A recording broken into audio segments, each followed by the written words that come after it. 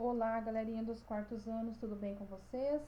Sejam bem-vindos a mais uma orientação de estudo. Nessa semana e na próxima, nós teremos um diferencial. Por quê? Nós faremos a correção das atividades do EMAI e ler e escrever. Hoje nós faremos o EMAI, as páginas 9, 10 e 11, e o ler e escrever, páginas 138, 139 e 140. Vamos começar com o EMAI, atividade 1.2. A leitura e a escrita dos números podem ser facilitadas se compreendermos a organização das ordens e classes. Observe o quadro de ordens e classes apresentado a seguir. As ordens são numeradas da direita para a esquerda e têm nomes específicos, ou seja, unidades, dezenas e centenas. Cada 3 ordens são agrupadas em classes, que também têm nomes especiais. Classe das unidades simples, dos milhares e dos milhões. Então, sempre quando eu vou organizar um número no quadro, eu organizo ele da direita para a esquerda. Porém, a sua leitura eu faço da esquerda para a direita. Ok? Exercício 1. Observando os números registrados na parte azul do quadro, responda. Letra A. Como se lê cada um deles? Escreva-os por extenso. 734, 8.001, 12.799, 39.531. Confiram com o de vocês e, se for necessário, façam a correção. Dúvidas, deixem anotado no box de perguntas. Letra B. Quantas ordens e quantas classes tem cada um? Então, vamos lá. 734, ele tem 3 ordens e uma classe. 8.001 tem 4 ordens e 2 classes. 12.799, 5 ordens e 2 classes. 39.531, 5 ordens e 2 classes. Letra C. Qual deles é o maior? Quando observamos os números aqui no quadro, nós percebemos que o maior é o 39.531. Exercício 2. Escreva no quadro os números. Letra A, 2.739. Então, para eu organizar este número no quadro, como nós já falamos, eu organizo ele da direita para a esquerda. Então, vamos lá.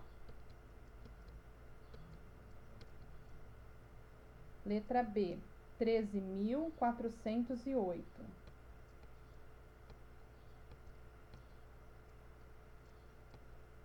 Atividade 1.3.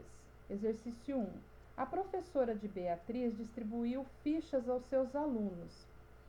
Depois pediu que as organizasse em ordem crescente. Vamos ajudá-los escrevendo os números no espaço abaixo?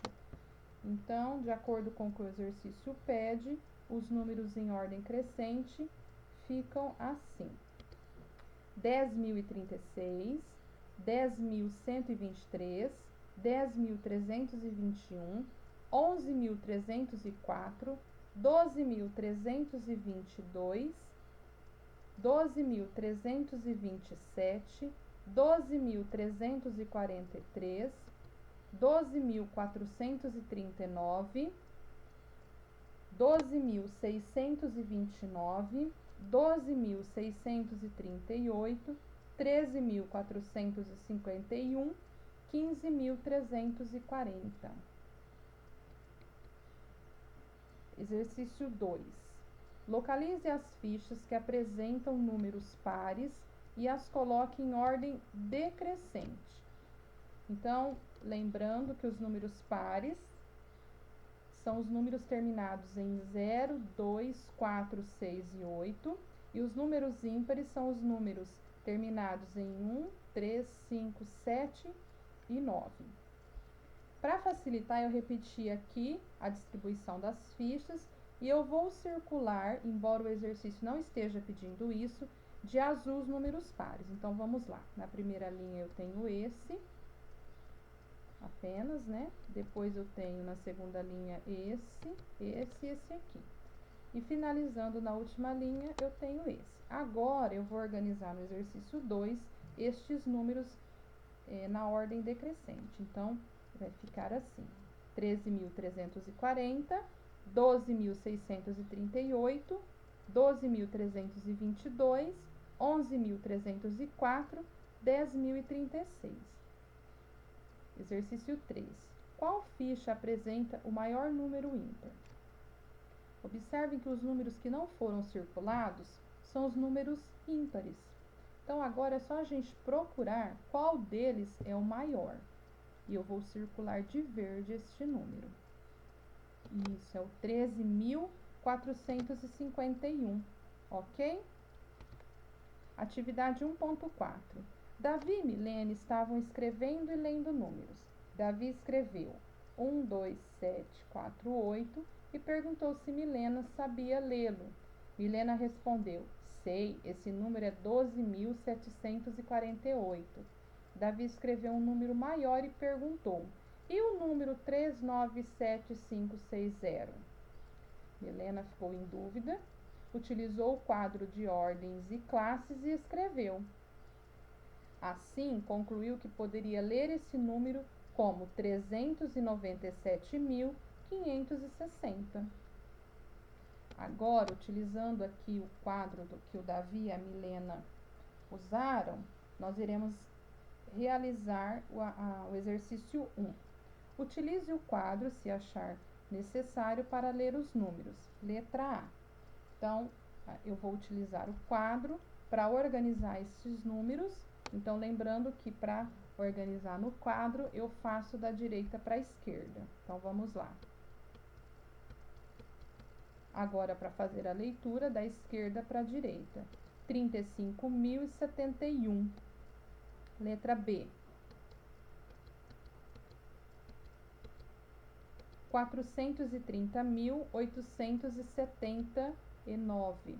Letra C.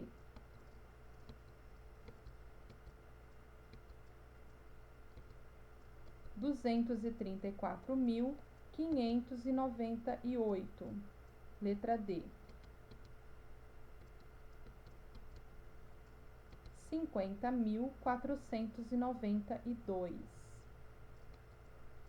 Ler e escrever atividade 1F usando o R. Exercício 1. Agora observem estas palavras: sobreviver, funcionar, surgir, construir, derreter, fazer. Letra A. Todas elas terminam com a letra R. Vejam as palavras a seguir e pensem como escrevê-las de modo que também terminem com a letra R. Então, vamos lá. Saíram, sair. Ouviram, ouvir. Acharam, achar. Encontraram, encontrar. Correndo, correr. Morrendo, morrer. Letra B. Se você precisar procurar uma dessas palavras no dicionário, em que forma as encontrará? Saíram ou sair? Por quê? Sair, porque essa palavra é verbo e os verbos eles flexionam de acordo com a palavra. Então, aqui no exercício A, nós percebemos que estes verbos eles estão conjugados. E aí, nós colocamos ele na forma terminada em R. E é desta forma, se alguma dessas aqui nós precisarmos procurar no dicionário, nós iremos procurar ela com essa terminação em R. Alguns dicionários, no final dele, não são todos, tá? Eles trazem lá a conjugação dos verbos, tá? Exercício 1 da atividade 2A. Leia o conto A Bruxa e o Caldeirão, de José Leon Machado, e complete as lacunas com as palavras indicadas nos parênteses, fazendo os ajustes de acordo com o texto.